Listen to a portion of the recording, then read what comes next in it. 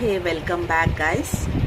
So next tip వచ్చేసి money సిరీస్లో morning లేవగానే మనం ఏం చేస్తాం, ఫోన్లు చూస్తాం.